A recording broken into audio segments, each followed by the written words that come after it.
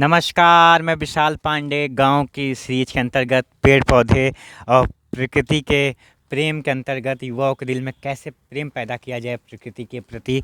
तो उसी के तहत मैं आ चुका हूँ। ये नेपाल के नारायण घाट के पास एक सुंदर सा गांव है, जिसकी क्या ही कल्पनाओं में हम बताएं कि कितना सौंदर्य से भरा पड़ा पूरा गांव है और बहुत कम आबादी वाला गांव है। और गांव का मतलब भी यही होना चाहिए कि ठीक है, बिल्कुल सूना साना, बिल्कुल शांत माहौल है इस गांव में।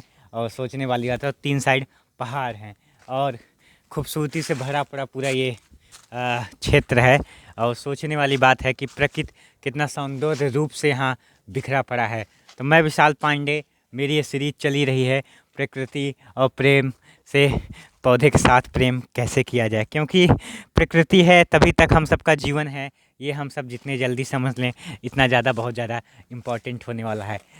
अभी मैं कुछ दिन पहाड़ों के ही गांव में रहने वाला हूँ और वहाँ के लोकल चीज़ों को दिखाने वाला हूँ कि आखिर लोग ऐसे भी जीवन जीते हैं जो प्रकृति चीज़ों के साथ जीवन जीते हैं और बहुत कल्पना से परे हुए ऐसा जीवन जीते हैं कि जिसकी कोई हम सब कल्पना भी नहीं कर सकते, बिल्कुल बिना किसी बीमारी के।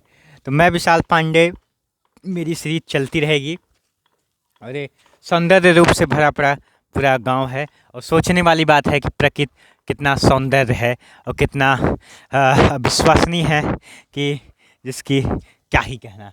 तो मैं विशाल पांडे, मेरी ये सीरीज चली रही है। उस प्रकृति के करीब जाके मैंने ये पाया कि प्रकृति खुद ही is trying to love with you and just you try.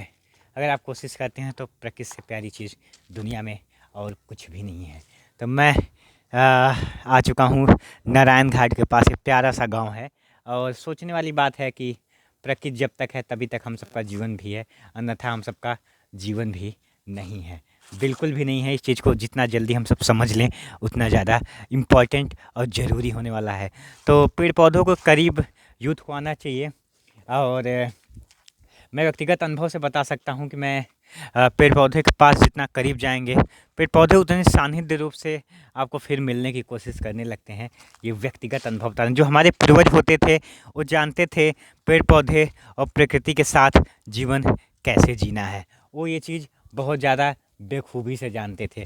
फिलहाल मैं विशाल पांडे, मेरी ये सीरीज चलती रहेगी पेड़ पौधे और प्रकृति से प्रेम के अंतर्गत, जिसमें मैं भारत तथा नेपाल के तमाम गाँव तक जाता रहूँगा। फिलहाल आप सबका बहुत बहुत धन्यवाद।